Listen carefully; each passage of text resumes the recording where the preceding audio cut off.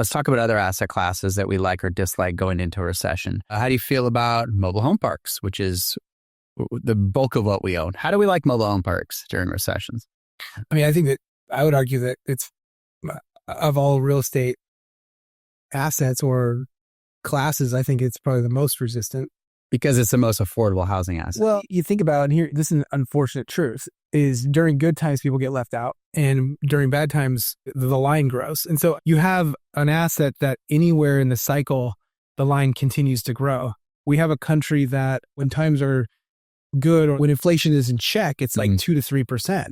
What does that mean? There's a growth in prices. Life's getting more expensive. Right. On purpose. And wages aren't keeping up. Right. And they don't. And so unfortunately, we have this country where the way it works is life gets more expensive. That's their goal. That's the goal. So to me, in bad times, the line grows, and in good times, the line grows for mobile home parks. And by the way, that's not just like an opinion. When you look at like Fannie Freddie agency debt, it's like the lowest default rate of all asset classes. Right. Is mobile home parks. Well, mobile home parks specifically that have tenant-owned homes. Yeah. We don't like to own parks where we own the homes themselves. Yeah. And I agree. I'm a big fan of mobile home parks, obviously. Yeah. I think we've had a lot of success in mobile home parks, and I think originally it was my idea. You wanted to buy apartments, and I said mobile home parks, but we're not here to like, are we not taking all the credit? Or, no, but yes, I think mobile home parks are interesting because it's a neighborhood. And we go and we'll pave roads, we'll help people fix up their homes, we'll clean up junk, we'll put playground, like we add amenities. We make these nice little neighborhoods, and like pad rents, the average pad rent across the country is like what, $350? Yeah. I mean, when you're half of the next 2-bedroom apartment, that's a low end 2-bedroom apartment, and you get your own home. You're not a box in a box, you get a backyard. Yeah. No, so we like that. And I do agree that I do not worry about our mobile home parks. Look, no, I don't. Yeah, I don't either. What about, let's now continuing the topic of assets classes, multifamily. Okay, so multifamily has been a bit of a 4-letter word for me because, as I've told people, I was a passive investor in some multifamily investments. I had to take them over. These are like affordable housing type multifamily assets. We put a lot of money in these complexes in Oklahoma City. I'm 95% occupied. I think it's going to turn around. I would think this month or next month, I'm going to take a distribution, which is like, hallelujah. I guess my question though is multifamily was the darling. There's a lot of people that made some, and we'll get into some of the syndicators, some of these people that were buying multifamily as fast as they could, paying whatever, and we're paying attention to future rates. But multifamily got a bad name. There's a lot of multifamily assets that might be in trouble right now. How do you feel about multifamily looking in the future, looking at these potential tariffs, recession? How do you feel about multifamily as it pertains to the run-up? Like, what's your thoughts on multifamily? Because there's a lot of multifamily in this country. I'll preface it. I'm not a multifamily guy. I'm mostly focused on RV parks and mobile home parks. So I want to say that to listeners because my opinion is maybe average at best. Right. But I think that when you look at multifamily housing, you have to really pay attention to the supply and demand curve. There's a lot more supply coming online versus, like when you compare it to mobile home parks, for example, they're not issuing permits for new mobile home parks. You have basically a fixed or decreasing supply. There's like 44,000 parks in the country, and it's actually disappearing by 1% per year. You actually have a supply that's going down with a demand that's going up. When you look at multifamily housing. But don't buy mobile home parks. Yeah, don't buy them. Don't buy them. Go to another asset class. So the deal's asked. But when you look at multifamily, depending on where you are in the cycle, you have hundreds of permits pulled in any one geography. Austin. Or thousands. There's certain cities that went bananas. So you have to be careful about supply and demand. And one of the things in Dave Lindahl's, I think it was Emerging Markets, he talks about watch out for cranes, right? When you look across the city and you see a ton of cranes, run. Because there's a lot of new supply, not yet done, but about to hit the market. And can that market absorb that new supply? And so over time, over the long run, I think that multifamily housing as a large asset class is probably fine and healthy and has room to grow. But like, you have to pay attention more to the supply of multifamily than even RV parks or mobile home parks. I also think that when you look at multifamily P&L, and we saw this during the last run up in inflation, the P&L is made up of a lot of expenses. There's turns, there's maintenance, there's labor, there's insurance, there's rent. I'm not right. So you know this better than I do. Well, the larger the P&L, the more it's susceptible to manipulation via more expense line items on the P&L. That's right. Like our mobile home park, is like we have like 5 expense line items. So now you have this apartment complex that's experiencing high inflation, and the top line rent, you're going, hey, we got to increase rent really fast because our expenses are going up. Well, can you do that? Will the market bear that? Or are the expenses going up so fast that it's going to eat you? It's going to eat the profits. Right. So I think that's a risk. When you talk about tariffs, and we don't know how long this will go. Is this a negotiation tactic? Is it a short-term thing? Is it a long-term thing? We have no idea. And I don't want to try to predict it. But when you look at tariffs, the importer pays the tariff tax to the US government when it hits customs. Okay. So if I'm ordering lumber from Canada, the day it hits customs, I have to go pay the US government that tariff. It's not charged to the other country. It's the US company on import tariff. So the challenge with that now is I have a new cost associated with that raw material. That raw material now goes into an apartment turn, and who do you think I'm going to pass the buck to? The apartment owner. So again, we could experience an increase in prices with apartment owners to service the apartments. Just like we saw in a high inflationary environment. Fixtures, towel, all of it, bars, everything comes from another country. And it's not Canada or China or whoever that pays that tariff. And that's where people get confused. They go, oh, well, let's go punish China. Now, inadvertently, it can punish the countries because now we buy less from them, we buy more locally. But in the end, that vendor or that importer pays that and then passes it to the customer. So we could see inflationary pressures due to tariffs as well. And when you talk about apartments, going back to apartments, you have a lot of expenses, and those expenses could be inflated faster than rents. Yeah, I mean, just to dovetail on apartments, it's funny. I wish we had JT here, everybody from Coast, who's been running my complexes. And he's a whiz. Yeah. Okay, so going back really fast, pros and cons of apartments, looking at a recession. There are some markets that had an oversupply.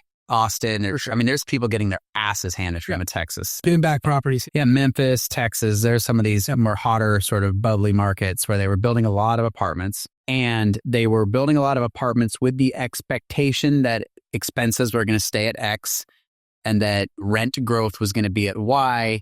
I can build this nice A-class apartment and I'm going to be able to get a premium rent.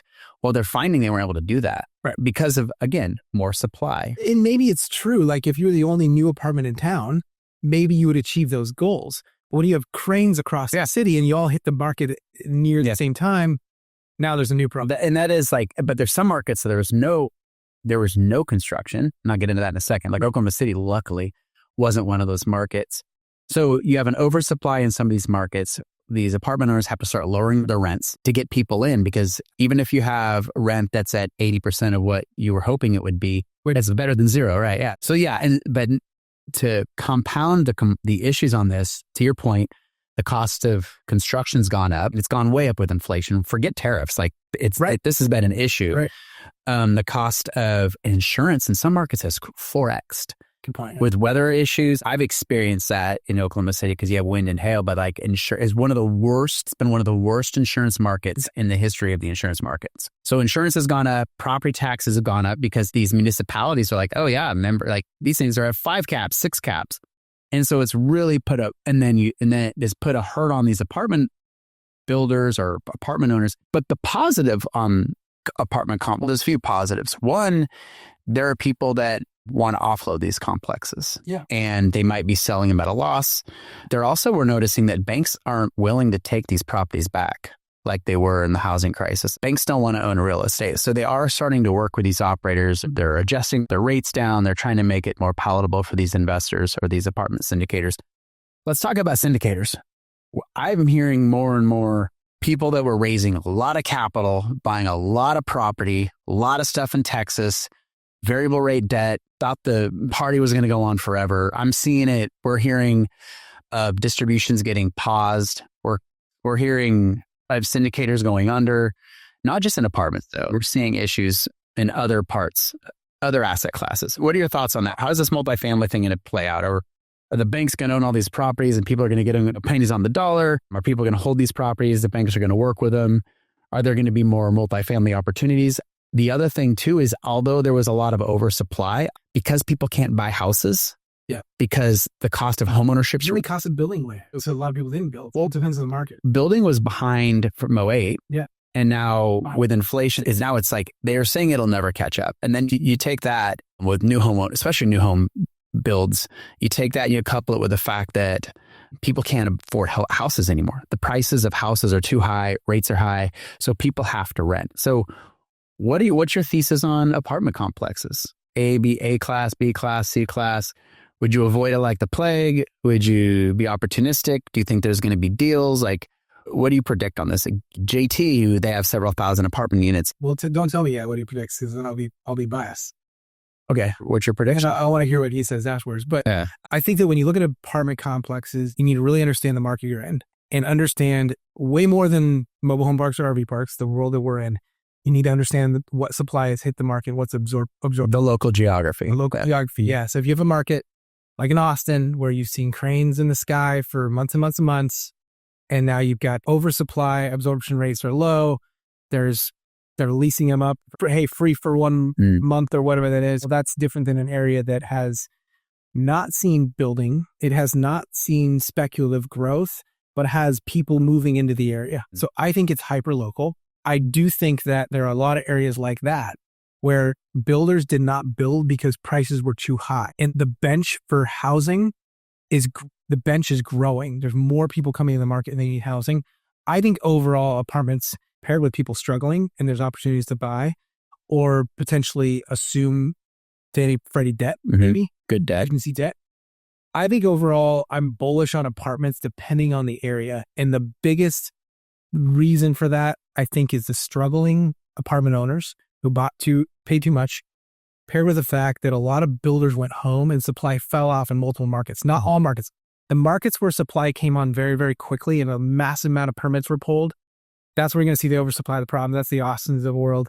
But other markets, I think you could see, like Minneapolis area is one where you're like, okay, we have good absorption, we have good demand, and we haven't seen a massive amount of building. That could be healthy. So I think it depends on the market, but overall, I'm bullish. So what you're saying is real estate's based on location. Was that new? Is that a new concept? Sure. I mean, of course you did. But what does JT say? Because JT is in the apartment world a lot smarter than I am about this. Right. Was a lot smarter than you on a lot of things. That's true. Yeah. I'll give it to him. Just in general. JT's bullish. I mean, obviously he's bullish. He's an apartment guy, but he's also very pragmatic. He came from the consulting world. He's, I think it's a CPA by trade. Even the markets that have been overbuilt, he sees right now there's many markets across the country that are underbuilt. And so rents are, and I'm seeing that in Oklahoma City. My rents are rising because they didn't build at all. Even the markets that like Austin, where they did, because Austin's sort of like the bastard right now, right? We like to pick on Austin. Even markets that are overbuilt, within a year or two, they're going to be they're going to absorb because, like you said, there's more renters entering the market. They can't buy houses. People are living longer. People are also sitting in these homes. They're not selling their houses because they're sitting on this 2% interest rate or this 3% interest rates. So he believes that quickly the demand curve is going to shift in apartment owners' favor. And so that's also, that's a reason. Now, and hold them long enough in those markets, then you'll absorb. I don't know how we handle the expense side of the apartments. Insurance is out of control. Eventually, unfortunately, the expenses will be passed to the tenants. It's just how fast can you go? Well, if wages aren't keeping up and there's only so much a tenant can pay on housing, it's like, where do we head? Where do we go from here? The ultimate driver is we need to get inflation in check, which it is. And last I checked, it's 2.8 or so. But if we have 9 or 10% inflation, your entire equation's skewed. Everything's, but it's not just, it's everything. Yeah. It's right. Well, so, okay, let's talk interest rates. What is your prediction on rates? Rates has been the top. I mean, real estate investors have been getting their teeth kicked in with rates. Like, we love owner contracts because we're able to get around these rates. I bought my first house at 8.5%, by the way, in 2000. Yeah. Because I'm a baby boomer, according to you, which I'm not a baby boomer. Well, right. Yeah. It's debatable. Yeah. So it's not debatable, actually. It's math.